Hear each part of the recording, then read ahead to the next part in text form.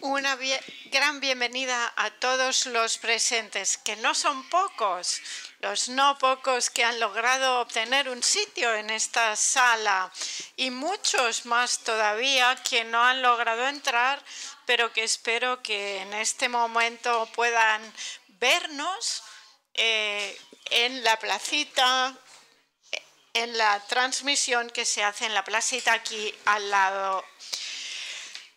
Antes de afrontar el tema de hoy, quiero decir algunas palabras sobre el sentido de este encuentro, que ya es una perla de una larga lista de encuentros anteriores, que podemos decir una tradición en el sentido profundo del término, no en el sentido de repetirse de una costumbre, sino el volver a acontecer de una novedad que hunde sus raíces en la historia del meeting profundamente. Le decía al profesor Weiler que si ya no tuviéramos estas lecciones bíblicas que él nos ofrece cada año, faltaría algo en el meeting.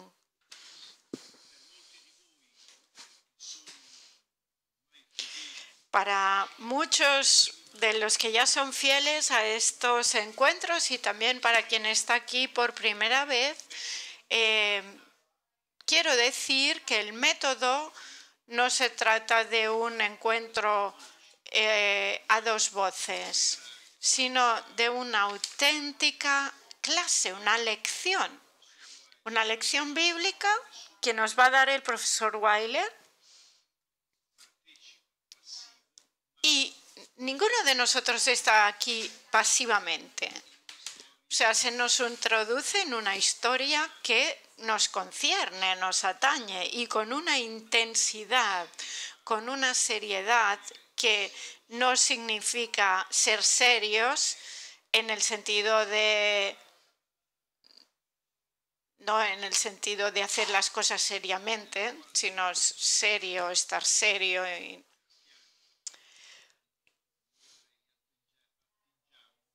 Y hablamos de una historia de la que nosotros, los cristianos, judíos y católicos, nos abrevamos.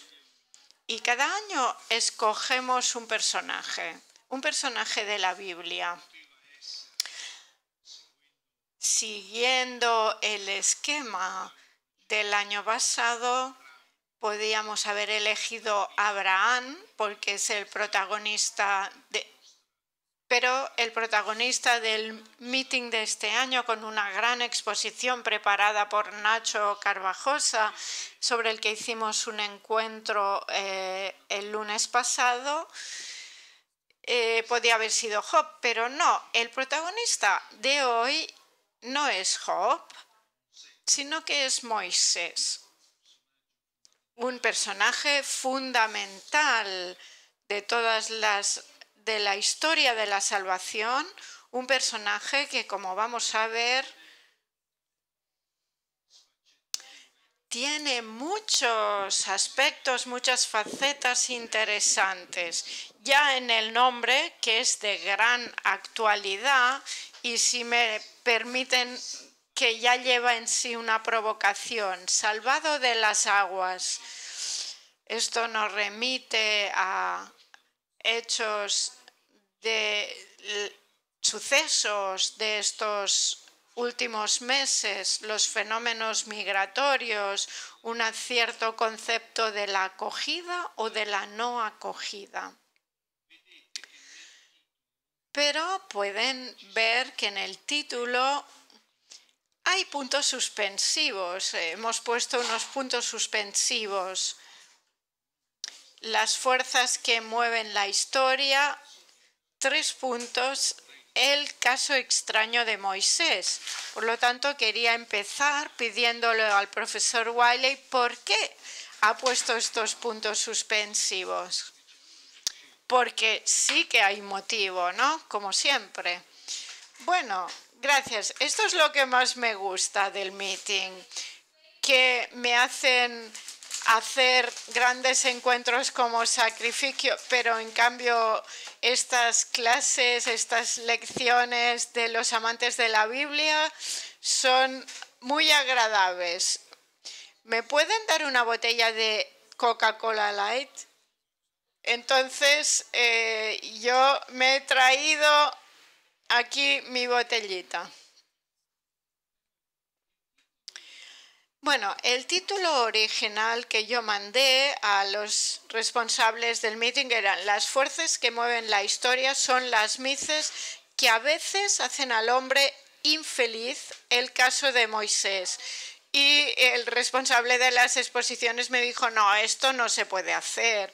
Y creo que porque el título del meeting es una frase de Don Giussani y entonces no se puede decir que esté equivocada. No, yo no digo que esté equivocado, sino que explicaré por qué había elegido este título. Pues mi tesis principal es que habría que considerar a Moisés entre las fuerzas que mueven a la historia, y voy a mostrar en esta lección que Moisés tuvo una vida desde el punto de vista personal trágica. No era un hombre feliz, no se encuentra ningún apunte de momento de vida de felicidad total. Su vida familiar era un desastre y tiene una actitud en realidad de persona rabiosa. Y a pesar de eso, es el gran Moisés. Y trataremos de entender la personalidad de Moisés partiendo de este ángulo, mirándolo desde este punto de vista. Y me gustaría que pudieran participar, ofrecer opiniones sobre la tesis que yo planteo. Bueno, entonces empezamos. Empezamos con el primer texto, Deuteronomio 34. Entonces, ¿no es esto? En mi texto hay una parte que está subrayada, pero aquí no. Entonces, ¿me haces el honor de leer, por favor, en italiano, que lees mucho mejor que yo? Entonces, nunca hubo en Israel un profeta similar a Moisés, con el cual el Señor haya tratado cara a cara. Nadie fue semejante a él en los signos y prodigios que el Señor le mandó realizar en Egipto contra el faraón, contra todos sus servidores y contra todo su país, ya sea por la gran fuerza y el terrible poder que él manifestó en presencia de todo Israel. Bueno, estas son las últimas frases que cierran los 5 libros de Moisés. Y se ve que es el mayor profeta que ha tenido Israel. Por lo tanto, forma parte de las fuerzas que mueven la historia. Y ahora vamos a leer la transfiguración, porque quiero mostrar que Moisés no era solo importante en la narrativa judía, sino también en la cristiana. Entonces, leemos el pasaje de la transfiguración. Lucas 9.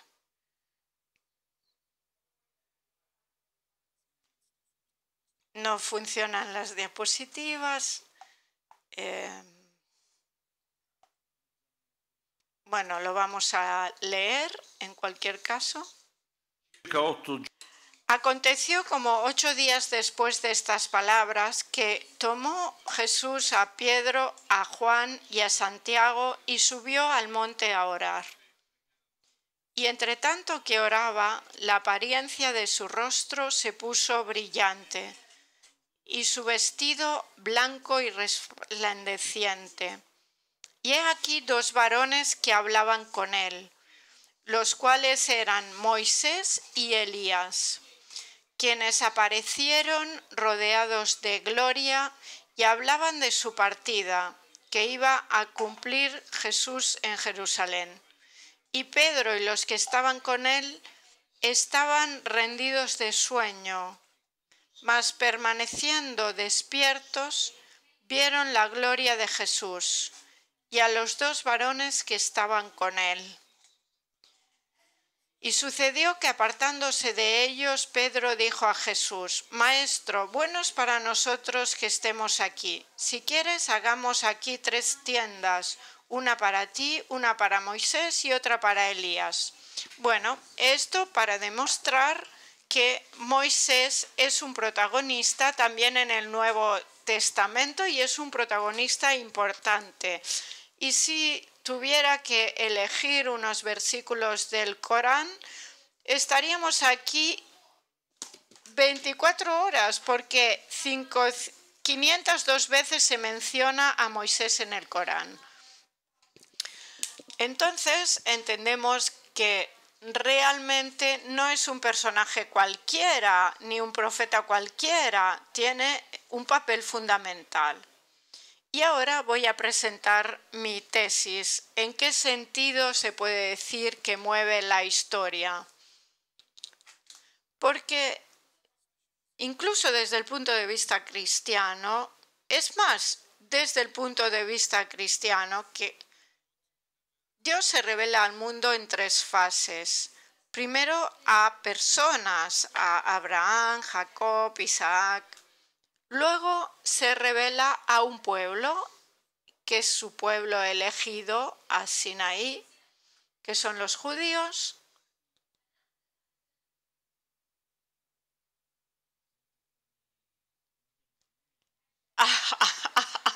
Me arreglan el micrófono y me siento como Madonna, la cantante.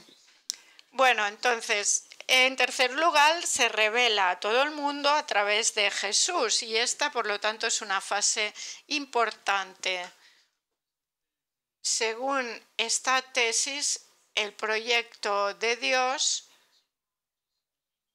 yo ya hice una lección sobre el juicio que se hizo a Jesús y no estamos de acuerdo en cómo interpretarlo, pero Moisés tiene un monólogo fundamental en la segunda parte cuando Dios no se revela ya a personas sino a un pueblo entero de una forma especial, elegido de modo especial, que es Israel. Empecemos ahora a ver un poco la vida de Moisés, su nacimiento. No sé qué sucede con el texto porque yo le había dado bien. Entonces, esta no es la diapositiva del nacimiento de Moisés. Bueno, vamos a leerlo directamente. Un hombre de la familia de Leví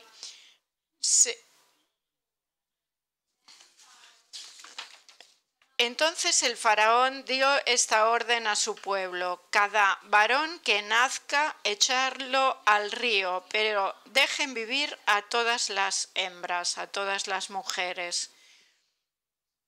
Aquí empieza el antisemitismo ya. Y ahora el nacimiento de Moisés. Un hombre de la familia de Leví se casó con la hija de un levita. La mujer concibió y dio a luz a un hijo y viendo que era muy hermoso, lo mantuvo escondido durante 3 meses. Cuando ya no podía ocultarlo más tiempo, tomó una cesta de papiro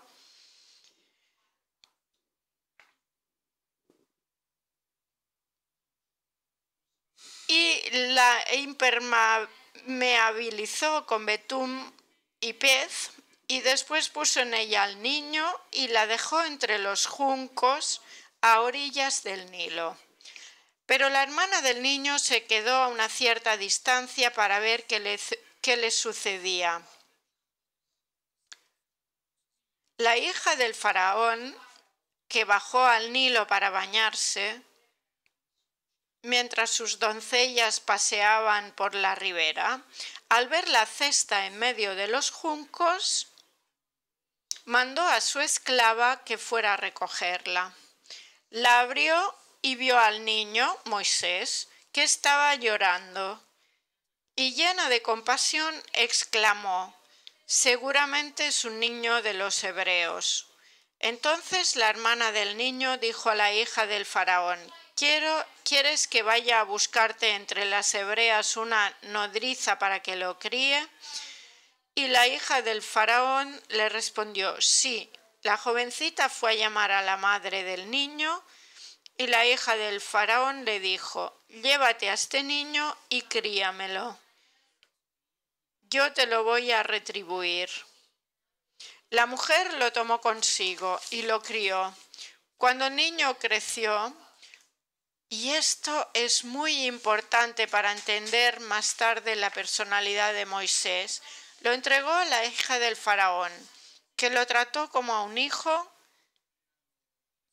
y le puso el nombre de Moisés, diciendo: sí, yo lo saqué de las aguas. En hebreo hay un juego de fonemas aquí, de sonidos. Siendo ya un hombre, Moisés salió en cierta ocasión a visitar a sus hermanos. Y esto también es importante. Él se da cuenta de que sus hermanos eran los judíos, pero volveremos a hablar de ello más tarde. Observó los penosos trabajos a los que estaban sometidos y también vio que un egipcio maltrataba a un hebreo, a uno de sus hermanos. Entonces dirigió una mirada a su alrededor y, como no divisó a nadie, mató al egipcio y lo escondió en la arena. ¿Qué me decís de esto? ¿Qué muestra sobre la personalidad de Moisés? Más de una cosa, a ver, ¿qué decimos?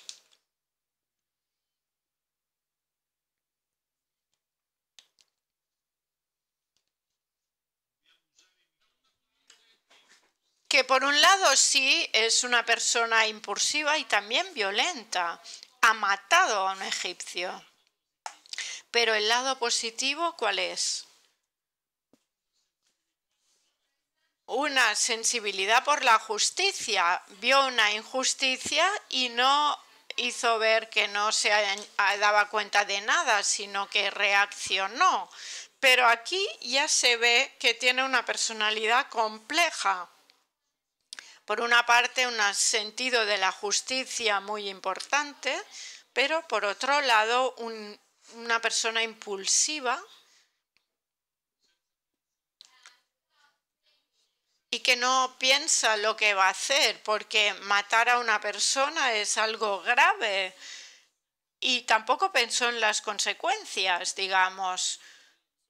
Y bueno, listillo, porque miraba a un lado y a otro para que nadie le viera, ¿no?, mientras hacía esto. Al día siguiente regresó y encontró a dos hebreos que se estaban peleando. Le dijo al que estaba equivocado: ¿por qué golpeas a tu compañero?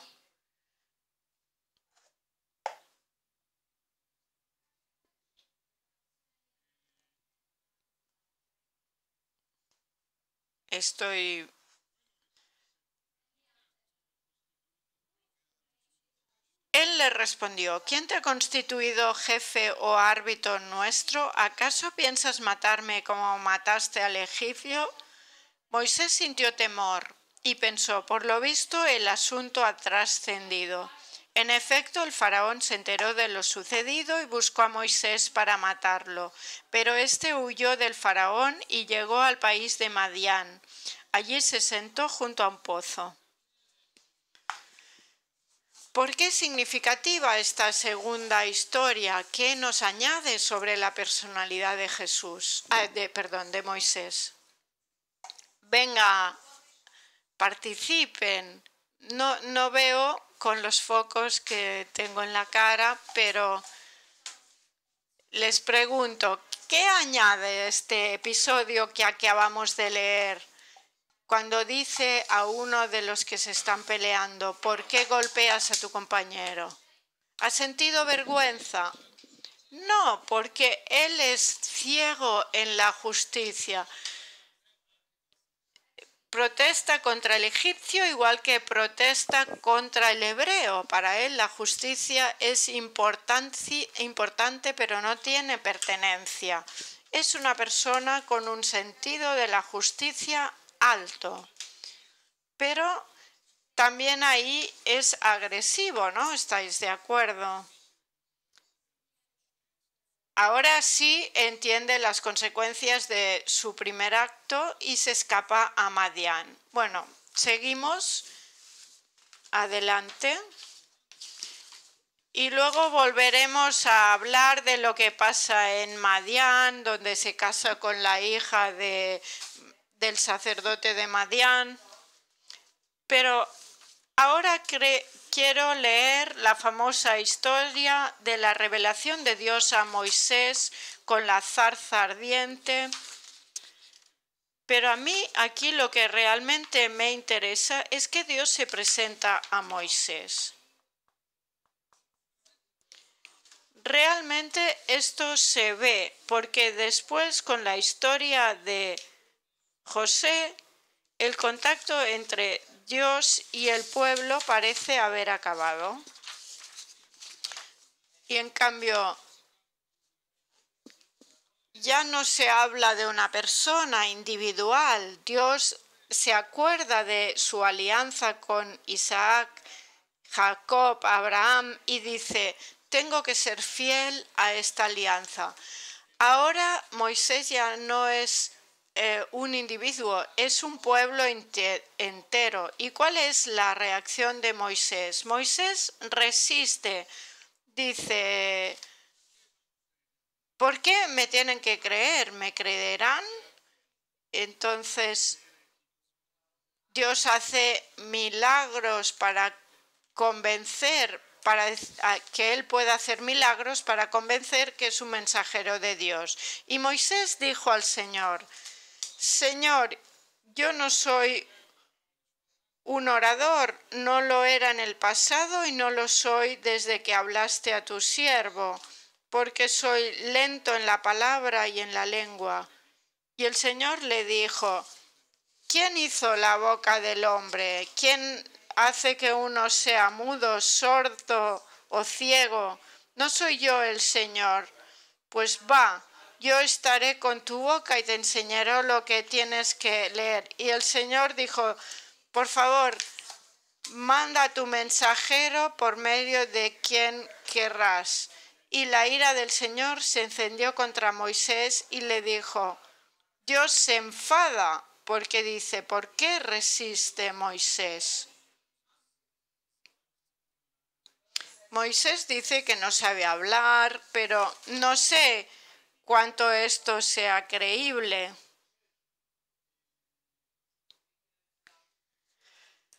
Porque 2 meses más tarde, un mes más tarde, cuando el pueblo de Israel sale de Egipto y pasan por el Mar Rojo, está el canto triunfan a Israel. Yo cantaré al Señor que se ha cubierto de gloria. Esto es un canto bellísimo, con una facilidad expresiva y poética enorme, no de uno que no sabe hablar. Y por eso Dios no encuentra que la excusa de Moisés sea tan convincente. Entonces, ¿por qué resiste Moisés? Hagamos algunas hipótesis en la psicología de Moisés. ¿Por qué no desea asumir ese papel importante que Dios le da de ir y cumplir con la alianza, ofrecer la salvación y la redención al pueblo de Israel, sacarle de Egipto, de la esclavitud y hacerle un pueblo libre? ¿Por qué resiste? Volvamos al nacimiento. Siempre es la madre responsable de todo, ¿no? Volvamos al principio de nuestra narración. ¿Cómo aparece aquí la madre de Moisés? Os echo una mano. Necesariamente Moisés tiene que ser una persona ¿Cómo vio su madre esta cuestión de que fuera hijo, acaba siendo hijo de la princesa de Egipto? ¿Lo vio con simpatía o no? Bueno, si hubiera sido un niño de 3 meses que se hubiera dejado en un río, hubiera venido la princesa egipcia, lo toma como su hijo. Bueno, pues Moisés no habría recordado a su madre y ya está. Pero ¿qué sucede? Que después de que lo ha encontrado la princesa egipcia, lo amamanta su propia madre. Por tanto, evidentemente la madre nutricia de Moisés lo ha debido a lactar tanto cuanto ha podido para estar cerca de su hijo. Pues él que establece un vínculo sentimental con su madre, después es arrancado de manos de su madre para llevarlo al palacio de la princesa egipcia. Hay quien ha gritado aquí como un título justo que ha sido abandonado, como una situación traumática para un hijo, conoce a su propia madre y de repente se le manda al palacio con una nueva madre, etc. Bueno, esto es un factor para empezar a entender de dónde surge esta agresividad, esta rabia, que vamos a ver siempre en la personalidad de Moisés. Pero hay más aún. Os diré que Moisés tiene problemas, esto es una hipótesis, es una especulación, ¿de acuerdo? Moisés debería haber tenido problemas de identidad. Está creciendo en el palacio. Es un príncipe egipcio, ¿vale? Pero luego, ¿qué sucede?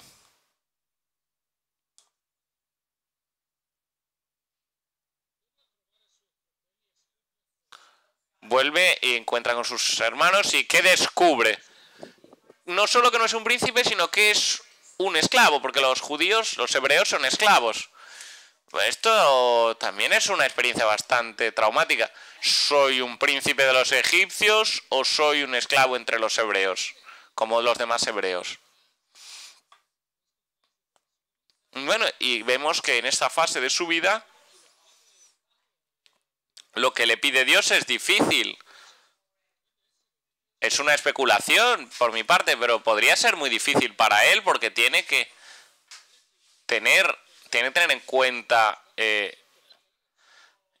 su lealtad. Porque no es que se le haya tenido en cárcel por los egipcios, sino que los egipcios lo han tenido en el palacio criado como hijo de una princesa. Por tanto, vínculos de identidad le fallan, tiene un conflicto de identidad. ¿A quién soy leal? ¿A los esclavos que son mis hermanos? Pero debe ser un shock para él descubrir que en vez de ser un príncipe egipcio es un esclavo hebreo. Pero también llevar a cabo una lucha contra la persona que lo ha hecho crecer en un ambiente y con una vida de niño a adolescencia y adultez desde que ha nacido. Por tanto, esta es otra hipótesis. ¿Por qué resiste Moisés a la misión que le da Dios?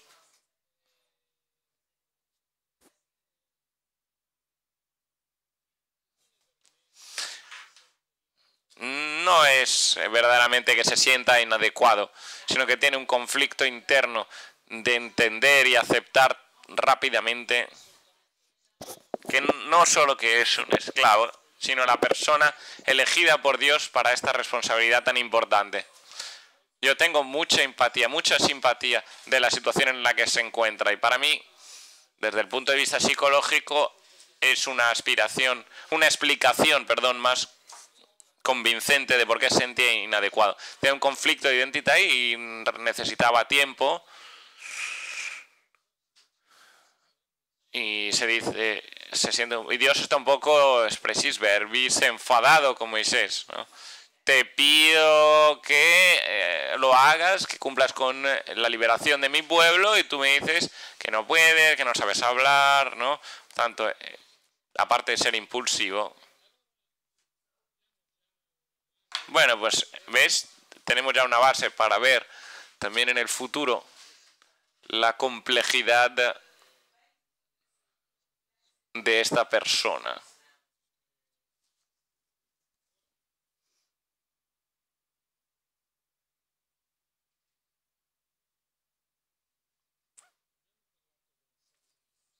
Ahora bien, hemos hablado de la ausencia de justicia. Bien, Moisés era un personaje impulsivo, sí, llegando incluso a asesinar, sabéis, en inglés se dice road rage, uno que asesina de un golpe solo. Bueno, es muy admirable su sentido de justicia. Sale bien, no acaba mal parado, acaba bien parado de esta historia. La Biblia no esconde los defectos y problemas de los protagonistas. Se ven a sus personas y cómo son. Carne y sangre no son idealizados. No están idealizados porque ninguno de los protagonistas, ya sabéis, el chiste, ya lo habéis escuchado muchas veces. Para vosotros AT porque es Antiguo Testamento, porque luego hay un Nuevo Testamento. Para mí AT no deja de ser, el auténtico testamento. Bueno, así permanecen las siglas AT, que sirven para vosotros cristianos y para mí judío. Bueno, pues el protagonista del AT.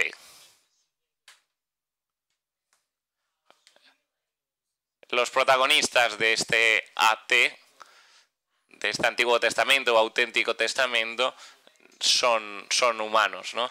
También como hemos hablado el año pasado de Jacob, una personalidad compleja. Ahora hablemos de este sentido de justicia de Moisés a través de 2 episodios.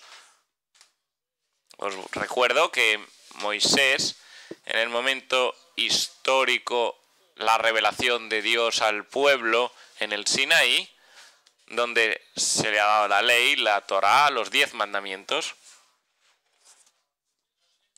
Moisés desciende de la montaña con los 10 mandamientos y ve que las personas, en su ausencia durante tantos días, el próximo año es el 40º meeting. He hablado con Don Pino, es posible que hagamos la lección de la Biblia sobre todas las ocasiones en las que figura en la Biblia el número 40, ¿no? Bonito, ¿no? Bello como idea para el próximo meeting. Bueno, pues Moisés está descendiendo después de 40 días retirado y ha visto que el pueblo se ha construido este ternero de oro, ¿no? Y entonces Moisés se rebela inmediatamente y ellos inmediatamente, bueno, en cuanto me he retirado, estos han vuelto inmediatamente a su idolatría con un ternero de oro. La reacción de Moisés, ¿cómo es? Nuevamente impulsiva y destruye el ternero de oro. Bueno, esto es un cuarto en lo que se refiere a su impulsividad, pero es que hay más.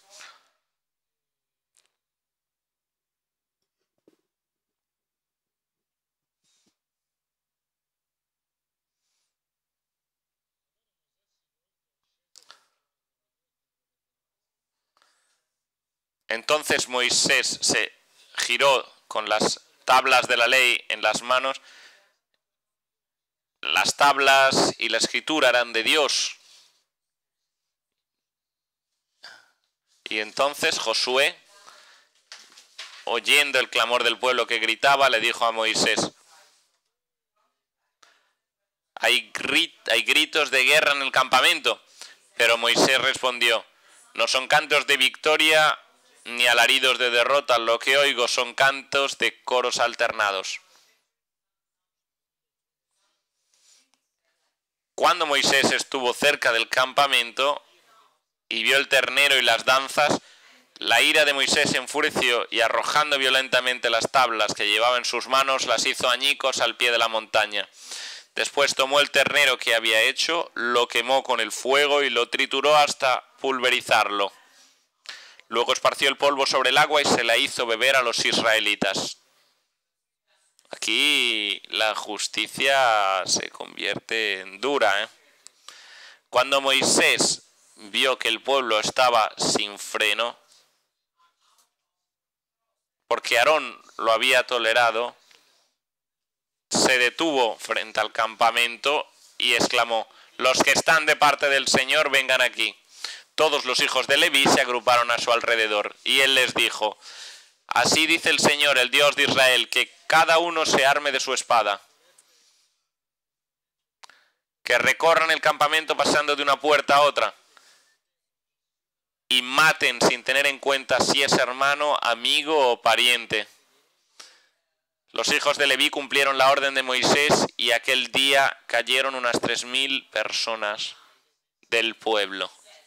Entonces Moisés dijo: consagraos soy de parte del Señor, uno a costa de su hijo, otro a costa de su hermano, y que él les dé hoy una bendición.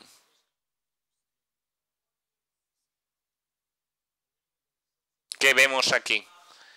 Hablamos de la ausencia de justicia de Moisés. ¿Qué sucede este año que la gente es tan tímida y no habla? ¿Qué pasa? ¿Es que es la primera vez que leéis la historia de Moisés? Venga, que estoy bromeando. ¿Qué podemos aprender sobre su sentido de justicia? En los dos primeros fragmentos será admirable, aquí quizá un poco menos. Entonces, ¿qué podemos decir?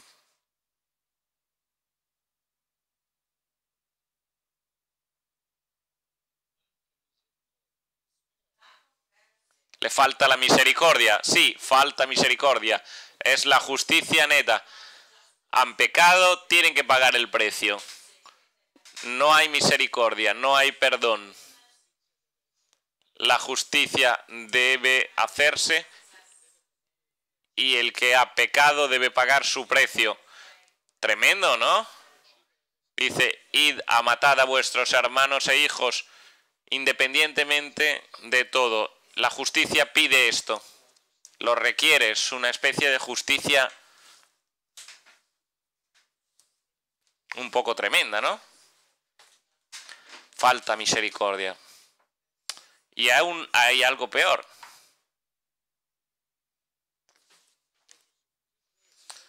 Leo.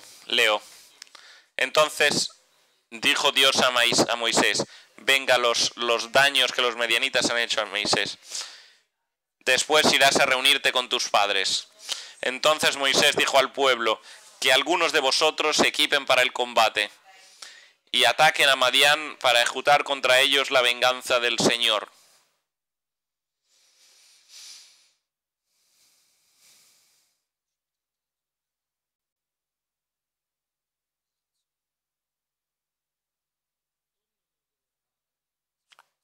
Vuelven de la guerra y entonces Moisés interroga a los comandantes del ejército y les preguntó: ¿habéis dejado con vida a todas las mujeres? Son por ellas que, por sugerencia, llevaron a los hijos de Israel a la infidelidad con respecto al Señor. Aquí el látigo surgió en la comunidad del Señor. Matad a cada hombre y a cada hombre, niño y cada mujer que ha mantenido relaciones sexuales con ellos. Y con todas las chicas que no han tenido relaciones sexuales con los hombres, dejadles.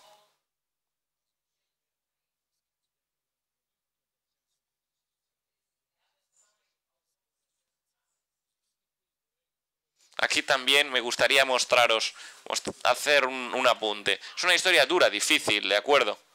¿No? Es cierto, estoy de acuerdo, es difícil.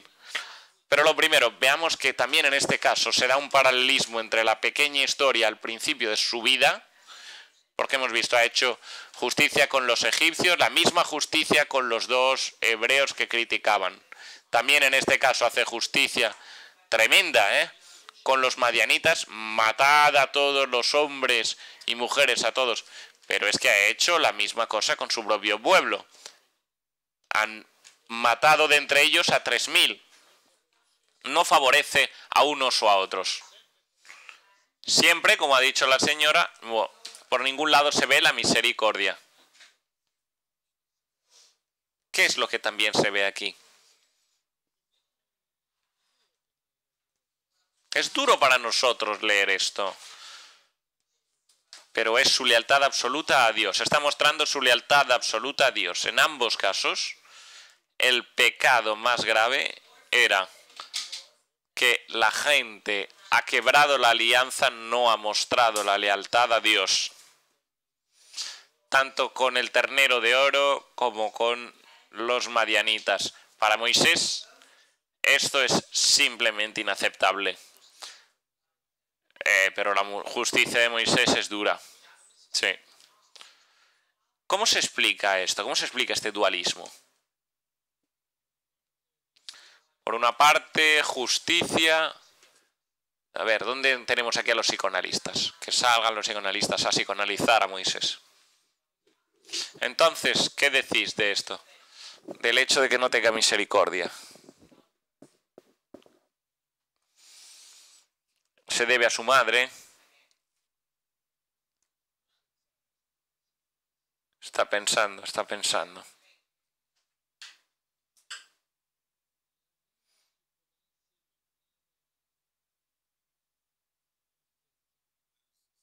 Podría ser que le faltaba afecto. Estaba traumatizado por el haber sido abandonado por parte de su propia madre, puesto con los egipcios. Después el segundo trauma de que no es de hecho egipcio, que es un hebreo esclavo. Se puede entender que un poco pierde toda confianza. Se hace sospechoso. ¿Falta el afecto o quiere demostrar algo? Y pregunta Weiler, ¿qué quiere demostrar?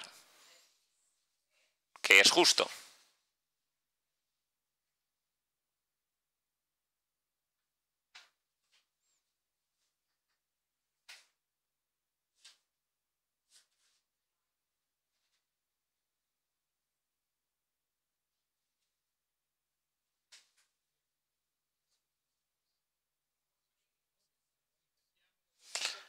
Repetimos un momento la pregunta porque hay unas cuantas personas fuera y necesitamos saber exactamente esta intervención que ha tocado el punto clave sobre el que quería incidir Weiler.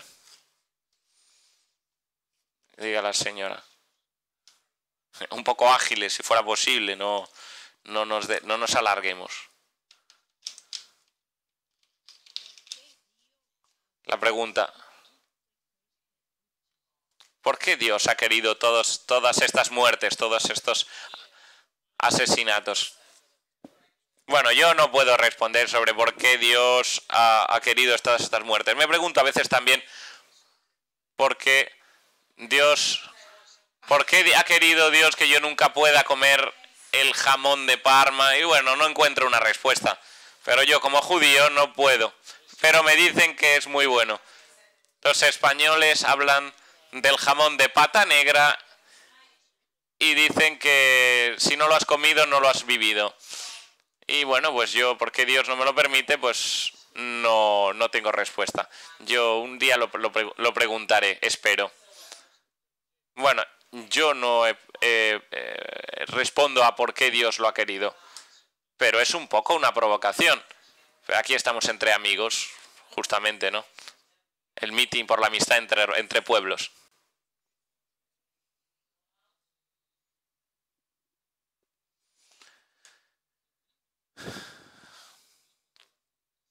También el Dios del Antiguo Testamento tiene este sentido de justicia dura. Justo, porque es Dios que le dice que haga esto o que haga esta otra cosa. La explicación es que Moisés se identifica justamente con Dios. ¿Por qué Dios lo quiere? Bueno, quizá Don Pino pueda responder a esto, yo no. Pero yo puedo entender a Moisés, porque este es su ejemplo. Es una persona que tiene la relación más estrecha con Dios, más que ninguna otra persona. Ha entendido el sentido de justicia, la justicia que Dios ha querido. Hagamos una especulación sobre sobre por qué Dios lo ha querido. Vamos un poco a especulación. Porque aquí estamos frente a una revolución. Otro tipo de relación entre Dios y el hombre.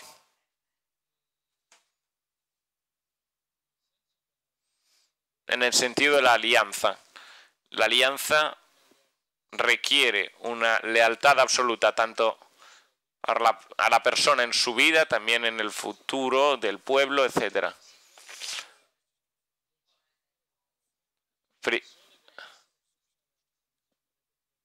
Ante todo, debemos entender que la alianza hay que tomarla en serio. No es posible que un día te gusta y la llevas a cabo y otro día te desagrada y ya no la cumples. Bueno, si tú te has comprometido en la alianza, pues tienes que tomártela en serio. Por esto quizás se requiere esta lección tan dura. Es una especulación por mi parte, pero bueno. Al principio uno se revela. ¿Cómo es posible que Dios haga esto? Pues si tenéis esta sensación de rebelión, bueno, pues enfadaros con Dios, no con Moisés, porque él es el que cumple con la misión, ¿no? Tiene una cierta empatía yo tengo una cierta empatía hacia él, tiene un cierto sentido de justicia, una justicia muy dura, muy dura.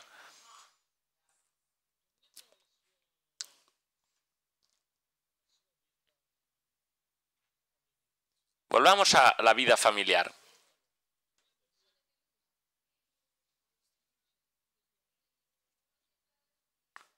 Una persona es una persona, dice una intervención, una persona desilusionada porque ha sido abandonado. Como hijos, una persona desilusionada. Puede ser. Yo os invito a hacer esta especulación porque es interesante. Una persona real, no una persona mítica, idealizada, etc. Su historia personal, dice seriamente, incide en su personalidad, en su actitud. Consiste en la voluntad de Dios. Llegamos, por tanto, porque también hacia sí mismo se comporta de igual manera. ¿De acuerdo? Me gustaría hablar un poco sobre la vida familiar y conyugal de Moisés. Cuando escapó de Egipto y llegó a Madián,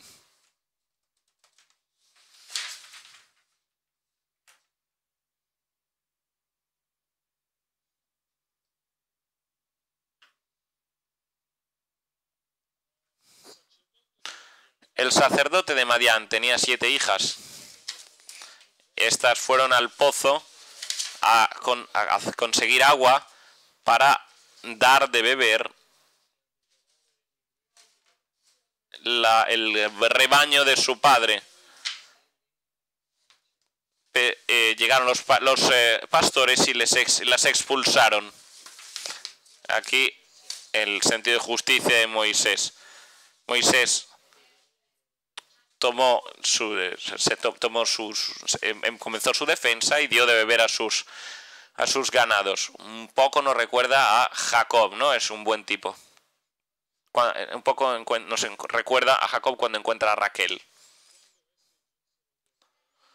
Cuando volvieron a Ruel, su padre, les preguntó: ¿por qué habéis vuelto tan pronto hoy? Un hombre, un egipcio, le explicaron ellas, nos libró de los pastores, sacó agua para nosotras y dio de beber al rebaño. ¿Dónde está ese hombre?, preguntó él a sus hijas. ¿Por qué lo habéis dejado allí? Invitadlo a comer. Moisés accedió a quedarse en casa de aquel hombre y éste le dio como esposa a su hija Séfora. Ella tuvo un hijo de Moisés y Moisés lo llamó Gersón, porque dijo: fui emigrante en tierra extranjera. En hebreo tiene también un juego semántico, y luego tendrá también otro hijo. ¿Qué decimos de este matrimonio?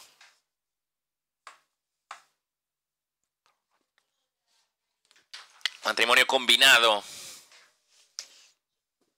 No es como el caso de Jacob, que ve a Raquel y se enamora de ella el primer segundo. Y después trabaja durante 7 años para obtener a esta mujer de su tío. Y luego otros 7 años, porque como sabemos ya del año pasado, se le engañó y se le dio a la hermana mayor, a Lía. En este caso es casi una transacción, ¿no? No hemos leído ninguna palabra de afección, de amor, enamoramiento. El padre le da a esta muchachita como mujer a Moisés y tienen 2 hijos.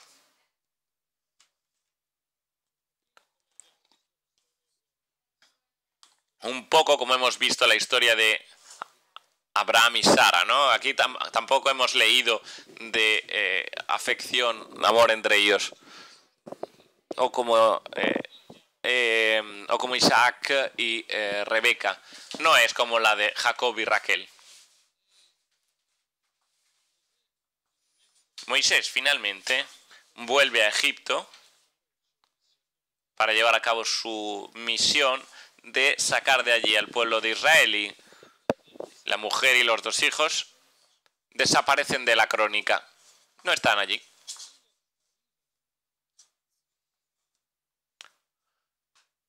Cuando llegan justamente poco tiempo después de que Dios dé los 10 mandamientos a Moisés, leemos: Jetro, sacerdote de Marián, suegro de Moisés, oyó lo que Dios había hecho en favor de Moisés y de Israel, su pueblo, cómo el Señor habría hecho salir a Israel de Egipto. Jetro, suegro de Moisés, llevó consigo a Séfora, la mujer de Moisés, que éste había hecho regresar a su casa, y a los 2 hijos de Séfora. Uno se llamaba Gersón, porque Moisés había dicho: fui un emigrante en tierra extranjera, y el otro se llamaba Eleazar, porque Moisés había dicho: el Dios de mi padre es mi ayuda y me libró de la espada del faraón. Aquí hemos aprendido que les mandaron a su padre. Es decir, como muchos líderes, sacrifica la familia por una misión general. Pero es interesante lo que vamos a leer ahora. Fue a Moisés con el suegro, fue a la montaña del Señor, al Sinaí, y hizo decir a Moisés: yo vengo a ti con tu mujer y sus 2 hijos.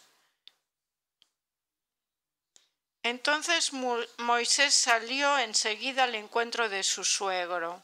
Le hizo una profunda reverencia y lo besó. Después de saludarse mutuamente, entraron en la carpa.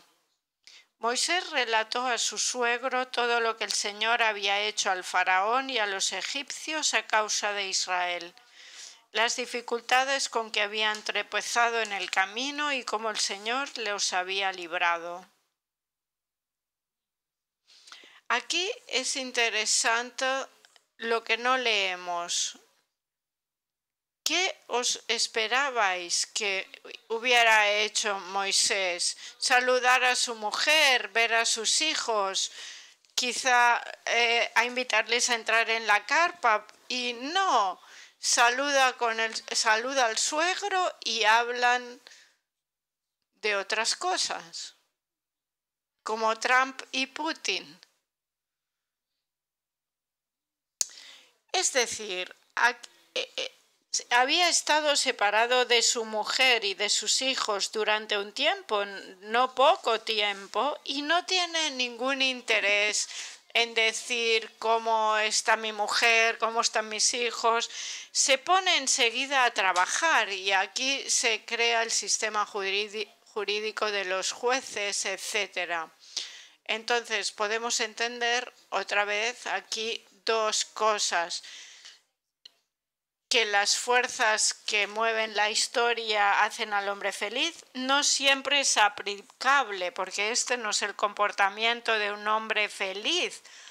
Un hombre que sí movió la historia desde un cierto punto de vista, pero felicidad por la familia, por sus hijos. No tenemos signos de que esto fuera así en el texto. Y corresponde un poco. ¿Qué dicen los psicoanalistas? A ver, ¿cómo lo explican?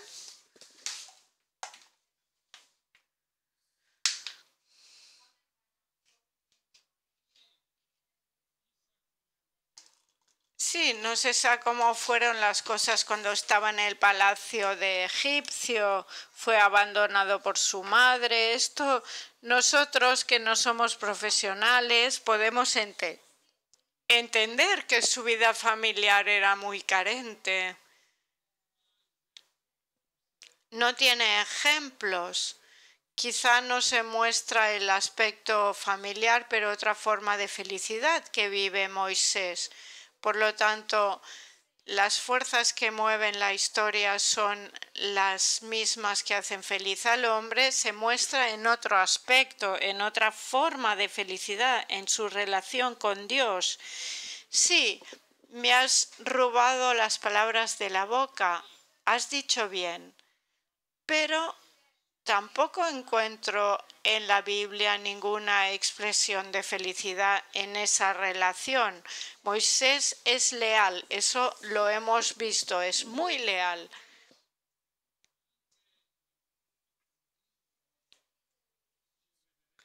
Pero en la relación con Dios también hay reverencia, también hay admiración, también hay obediencia. Es llamado el siervo de Dios, de forma positiva, siervo. Pero falta un poco la parte afectiva. No quiero decir que es un hombre frío, pero yo lo que veo es que dentro de él tiene una cierta rabia que le quema por dentro. Y cada vez que hay una provocación, esa naturaleza impulsiva y esa rabia salen. ¿Puedo volver a hablar de la misericordia? Sí.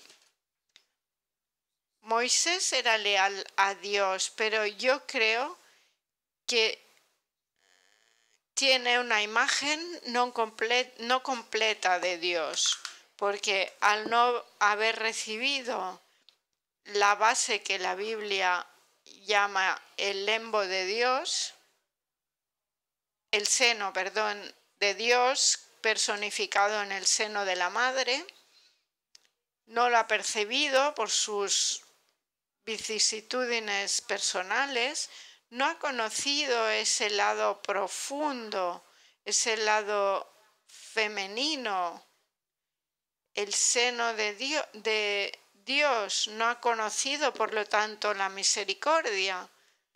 Y no la podía descubrir en la realidad, en las relaciones con los demás, y aún menos hacia sí mismo. Esto me parece muy plausible, pero aunque no sepamos, me parece una explicación muy plausible y evocadora. No conocía la parte femenina del seno de Dios, de la misericordia de Dios. Dios se enfadó con el pueblo de Israel y Moisés hizo de abogado de Israel y dijo, no, por favor, ¿qué van a decir los demás?, etcétera.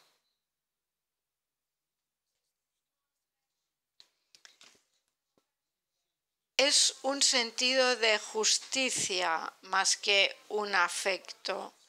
Es como en Abraham, no sería justo que Dios hiciera algo así. Pero la parte afectiva falta. Yo lo he leído muchísimas veces. Y falta una indicación, al menos exterior, al menos que con las que conocemos en nuestra vida, de una felicidad. De un hombre que sonría, que se ría. Todos los demás protagonistas del Antiguo Testamento A veces se ríen, a veces son felices y Moisés no. Pero hay una justicia poética, sin embargo. Sin micrófono no se oye, por favor, micrófono. Mientras tanto, añado que el amor Moisés lo tenía porque se le había enseñado su madre. A él se le dio orden de hacer todo lo que hizo. Lo quiso Dios, no es simplemente una lealtad entre los pueblos. Aquí mucha atención a decir no es verdad. Es mejor decir en mi opinión. Yo creo, entonces, en mi opinión, creo que él tenía amor, porque incluso la persona que no recibe amor lo puede dar. No es verdad que no tenía amor. No logró darlo porque le impusieron a hacer cosas que él no quería, quizá. Bueno, pues no lo sé. Yo pienso un poco diferente. Les hablo de tú porque no es por falta de respeto, porque en inglés no existe dar de usted. Bueno, una vez me encontré con el presidente napolitano y le di del tú. Y él me dijo, él se puso a reír y me dijo, son 50 años que estoy en la vida pública y es la primera vez que alguien me da del tú. Y yo me puse rojo como un tomate.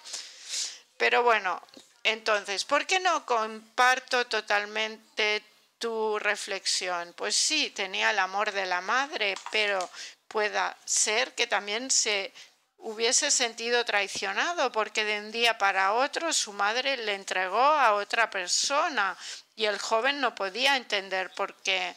O sea que tenía la impresión de que este amor no merecía confianza, de que había un punto en que era traicionado. Por eso es una razón para decir que tenía problemas afectivos. Sin hacer hipótesis que existen pero que no están escritas en el texto, podríamos decir, no se ve aquí un afecto por su mujer, para sus hijos. Entonces, esto requiere una explicación. Él era muy leal a Dios. Pero bueno, sigamos adelante porque quiero llegar a la justicia poética que he dicho que tenía Moisés. Porque hemos dicho que Moisés pensaba que el pecado merece un castigo. Lo ha hecho de todo. Estuvo 40 años en el desierto. Y todo para llegar a la tierra prometida, entrar en la tierra prometida como Dios le había prometido a él y a sus padres. Es así, ¿no? Bueno, y al final sabemos cómo acabó Moisés. Que para mí simbólicamente significa el carácter trágico de esta personalidad, porque llegan a la tierra prometida después de todos los 40 años en el desierto. ¿Y qué sucede? ¿Lo saben? ¿Lo sabéis? Pues que Moisés no entra en la tierra prometida, la ve de lejos, pero Dios le dice, tú no entras. ¿Por qué hizo eso Dios?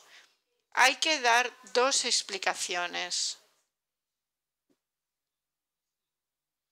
¿Era un castigo? ¿Y cuál era el delito que había cometido Moisés?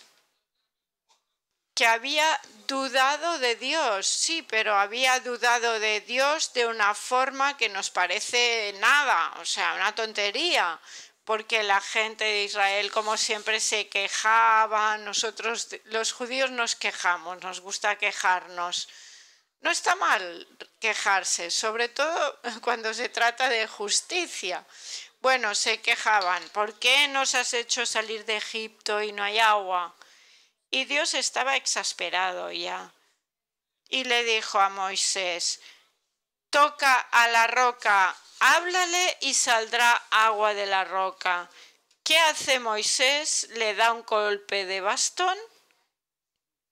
2 golpes en realidad. Gracias, don Pino. Le da 2 golpes. Es peligroso estar aquí con él, porque sabemos que los católicos no leen mucho la Biblia, pero esto no sirve para don Pino, ni tampoco para Yusani, que amaba muchísimo la Biblia y también el Antiguo Testamento. Tiene escritos increíbles, habría que recogerlos, hacer una colección. Te lanzo esta provocación.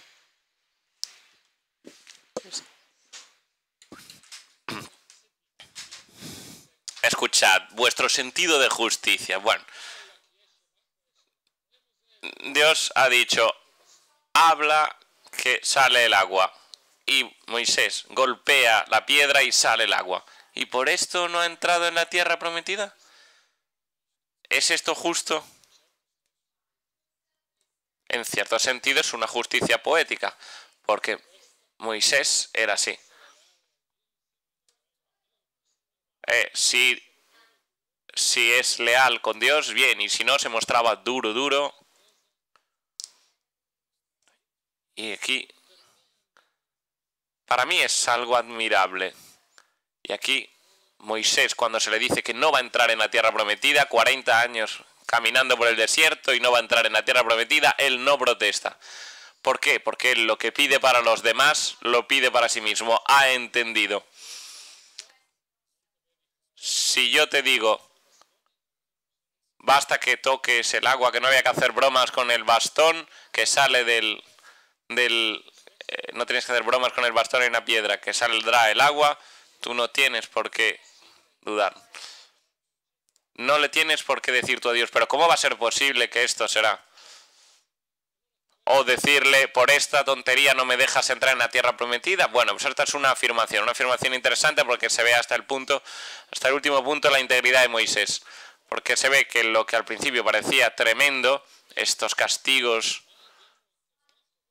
hemos visto que poco a poco se ha atenuado porque se ve que no hay diferencia.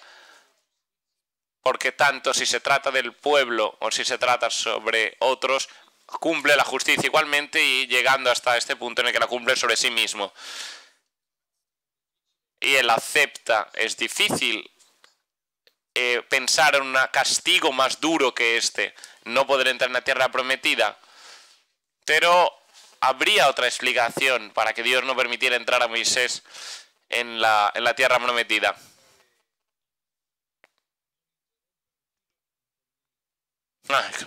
Interrumpe don Pino, se autointerrumpe de nuevo.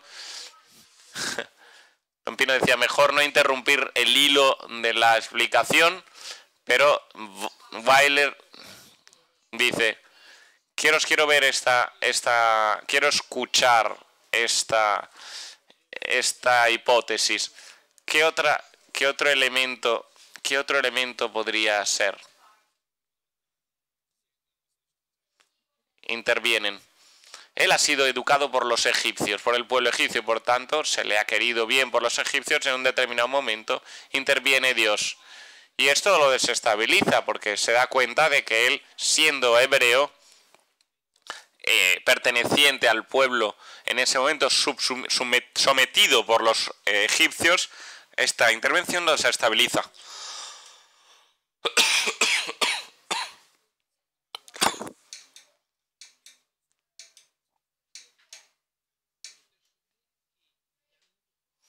Se trata de personas que lo han querido bien, personas que lo han reconocido como persona capaz, inteligente, tanto han valorado. Puede darse, pero yo no estoy tan convencido porque volvamos a la primera lectura de hoy, cuando dice, no ha habido nunca en Israel un profeta similar a Israel con el cual el Señor haya tratado cara a cara. parece que esto no significaba una diferencia para Dios, porque un elogio más grande no existe en la Biblia, etcétera. Puede ser que Dios hubiera tenido otro pensamiento estratégico. Otra persona dice, puedo decir, venga, un poco de imaginación, un poco de especulación.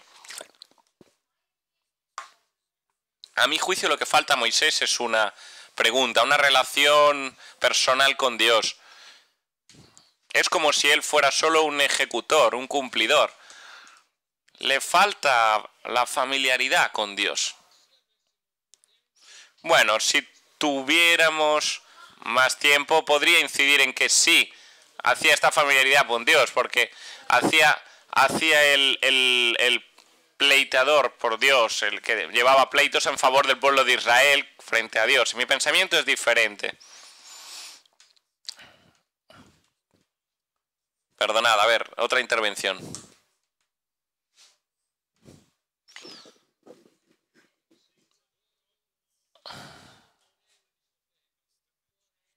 Dice, el hombre no es omnipotente, no puede llegar hasta los últimos extremos confines. Y por tanto, Dios, no dejando entrar a Moisés en la tierra prometida, quiere demostrar que no tiene esta naturaleza divina, no puede llegar al límite del recorrido. Cierto que ningún hebreo pretende tener naturaleza divina, excepto uno, y mira a Don Pino claramente. Solo un judío pretende tener naturaleza divina. Y como hemos estudiado hace algunos años, ha acabado mal para él. Otra intervención. Profesor, ¿puedo hablar?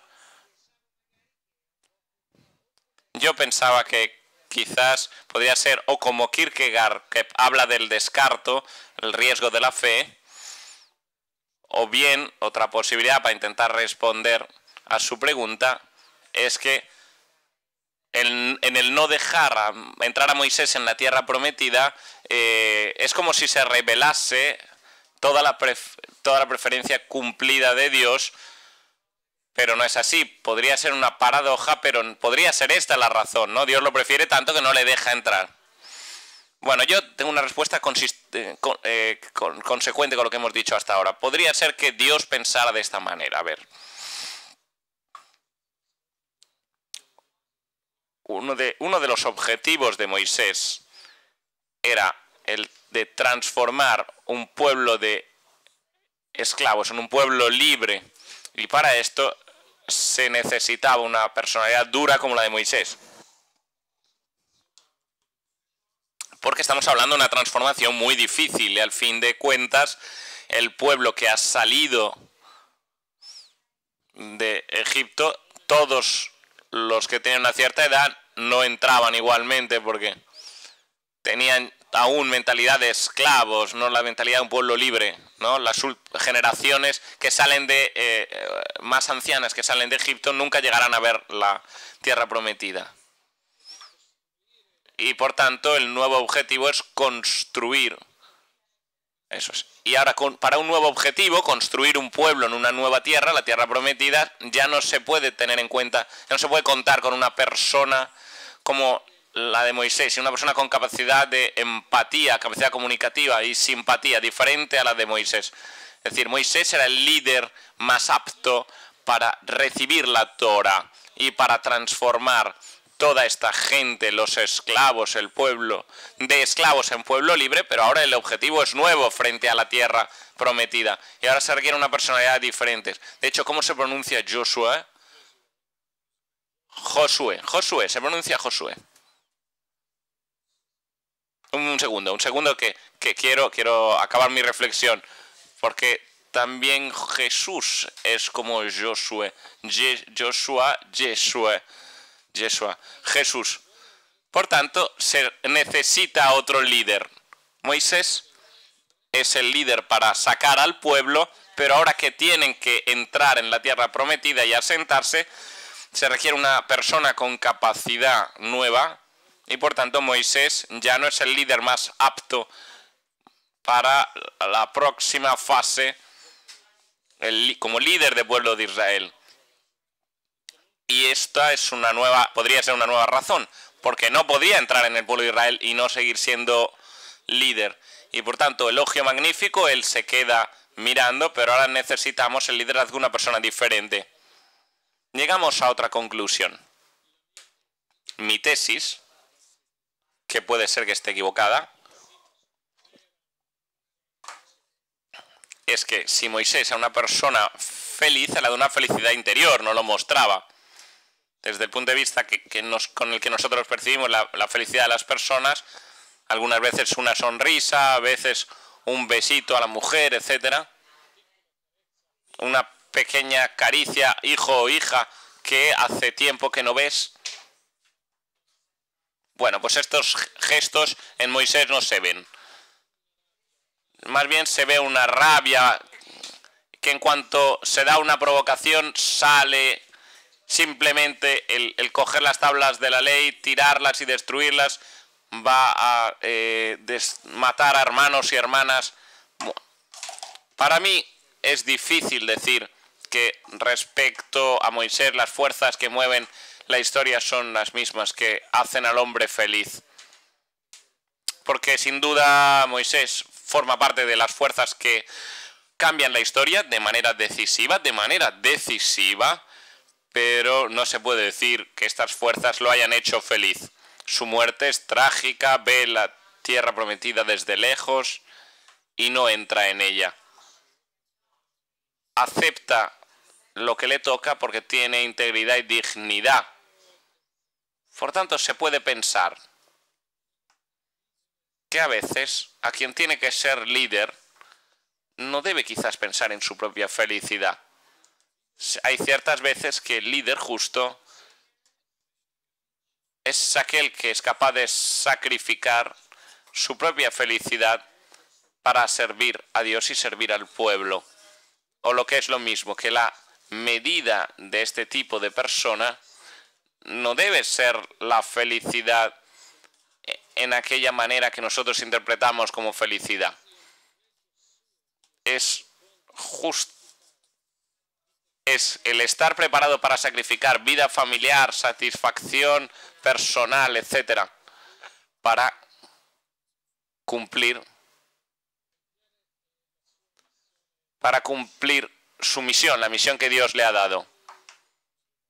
Por tanto, don Giussani no tenía razón cuando dice que las fuerzas que mueven la historia son las mismas que hacen al hombre feliz, si nos fijamos en Moisés. Y mi interpretación cuando dice las fuerzas que mueven la historia son las mismas que hacen al hombre feliz, para él la única fuerza que mueve la historia es Jesús. Y don Pino dice que hay que ponerlo en contexto. Por tanto, para mí esto no se trata de una afirmación global, es una afirmación muy específica que quizá tú puedas explicar, don Pino.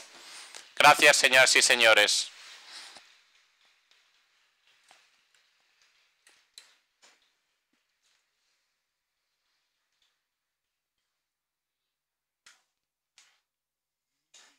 Me parece que es inútil hacer hincapié en el hecho de que estos encuentros, con estos intentos que hacemos aquí de comprender, tienen dos grandes efectos. Nos hacen trabajar, nos hacen reflexionar. Volvemos a leer el libro del Éxodo.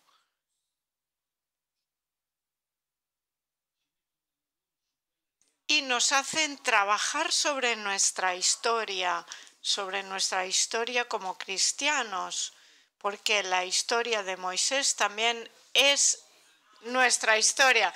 Es también, dice Weiler, como judío, es también vuestra historia. Nosotros y vosotros, hermanos mayores, podemos decir que es nuestra historia. Y esto me parece importante. Podríamos leer todos estos acontecimientos desde un clericalismo, como si ya no conociéramos los capítulos, mientras escuchando al profesor Weiler podemos ver como estas páginas que no esconden ninguna dimensión de lo humano, no esconden la grandeza como no esconden la miseria.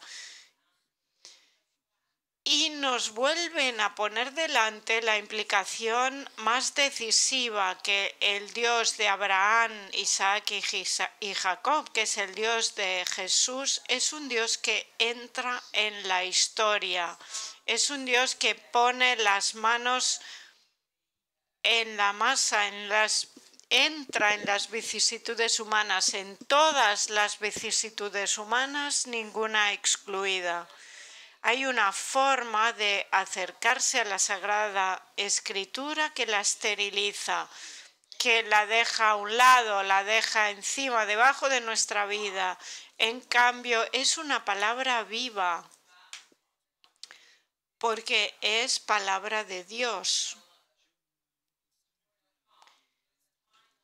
Y lanzo como pregunta una anotación final, una pregunta que dejo abierta, porque el drama de Moisés, con su temperamento y con, como hemos visto, sus límites humanos,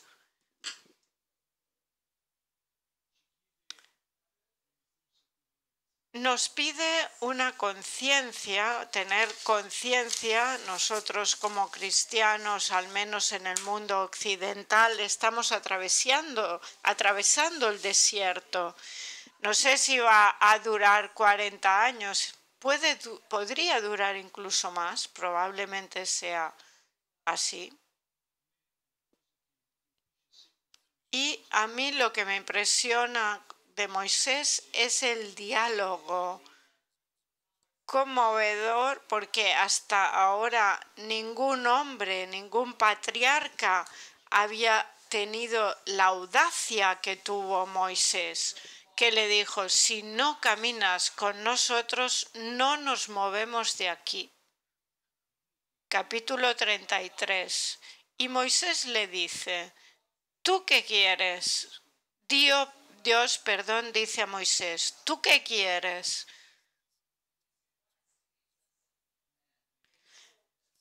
Y él dice: hazme ver, déjame ver tu rostro. Nadie había tenido una osadía así antes. Y también le dice: hazme saber tu nombre. Y el Señor le responde: no puedes ver mi rostro y seguir estando vivo. Y aquí inicia un drama que tampoco elimina la aventura cristiana, la familiaridad con el misterio, porque es un Dios que camina con su pueblo. La familiaridad con el misterio no hace menos misterioso al misterio. Justamente porque el misterio se hace familiar, es todavía más misterio.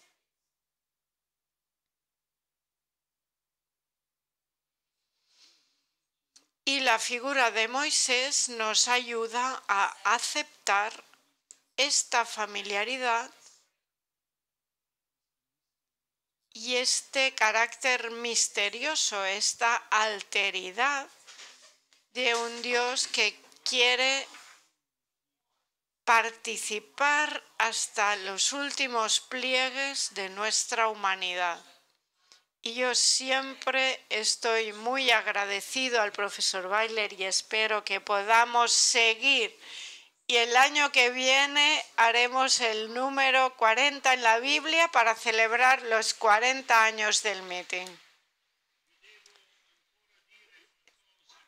Tengo que decir algo más, quizá ya lo habéis escuchado en algún otro encuentro.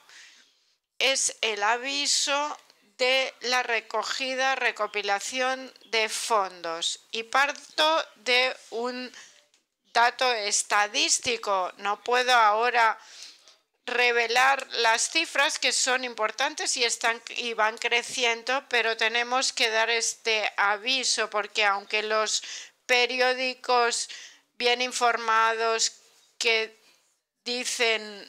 creen decir siempre lo justo, el meeting se autofinancia. Hay patrocinadores declarados, pero aquí los que estamos somos nosotros. Pero cuando lanzamos la campaña de recopilación de fondos hace 3 años, un poco nos entró por una oreja y nos salió por la otra. Y lo que me pregunto es, por la experiencia que hemos hecho cada uno de nosotros, ¿creemos que es la gratuidad lo que construye? Que quien viene aquí viene gratis, no solamente a trabajar gratis, es más, pagando. Esto no se lo cree nadie, pero es así. Entra todo el mundo gratis, lo único que se paga son los libros en la librería y lo que uno come, ¿no? En cualquier puesto. Por eso este fundraising tiene la misma naturaleza de el diezmo que damos al movimiento. Es la expresión de la apertura al mundo, se llama misión en términos cristianos. No puedo hacer encuentros, no puedo quedarme más de un día, pero puedo contribuir con lo que tenga, 1 euro, 5, 500, 5.000, puedo contribuir a esta obra tan fascinante porque es tan efímera como la tienda que describe la Biblia, que se monta por la noche y se vuelve a doblar, a desmontar al día siguiente. Con esta caminata en el desierto, decir yo con los recursos que tenga, no importa cuánto, es una aportación, una contribución a una diversidad humana que los hechos bíblicos nos ponen delante de los ojos. Por eso, si queréis y podéis, y querer es poder, encontraréis en toda la feria la recogida de fondos. Dona ahora con un gran corazón rojo, símbolo del sentimentalismo actual, pero con voluntarios que tienen el color rosa, el color fucsia,